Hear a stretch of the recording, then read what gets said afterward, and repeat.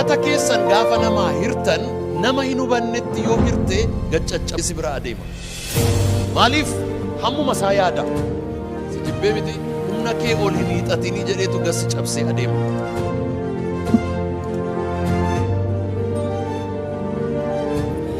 Gatii kee yoo beekte gateetti bal'adhu.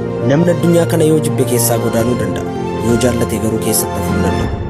Argite jiraachuutu ulfaata malee baduun hin ulfaatu. Hojjechuutu ulfaata malee nyaachuun hin ulfaatu. Kanaafuu isa jalqabaa wantoota keessa kee jee kanatti balbala cufi. Dhiyaansuu sammuu keef yeroo kennee of mariisisi. Kana malees amantii qabdutti jabaadhu. Kana booda madaalli jireenya keessa jiraachuu danda'a. Dhalli namaa baay'ee jiraachuu barbaada. Garuu baay'ee obsuun barbaada. Milkoominni guddaan ammoo obsa guddaa irratti hunda'a. Kadhannaan ammoo humna amantootaati.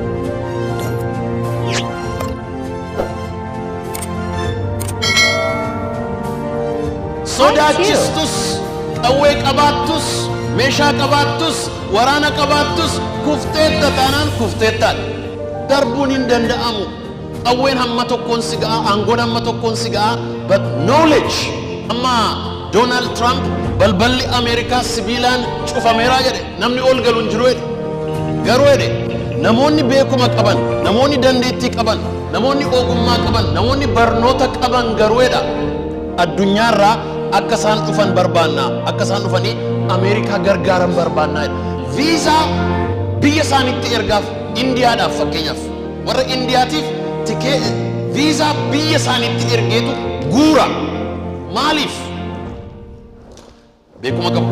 Ijoolleen Ameerikaa maatimaatiksiin jaallatanii, kompiitar saayinsiin jaallatanii, fiiziksiin jaallatanii, saayinsiin jaallatanii, hindiin halkanii guyyaa akka rimmaa macaafa tuqaa bultii.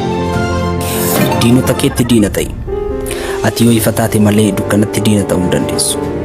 Qulqullummaa fi qulqullinni mala fayyaan jiraachuuti malee sodaa seeraa fi sodaa namoomaa miti. Fayyaan wayyaa irra caala. Kanaafuu yeroo hundumaa fayyaa sammuu kee fi fayyaa saba kee eegi. Daawit Girmaa.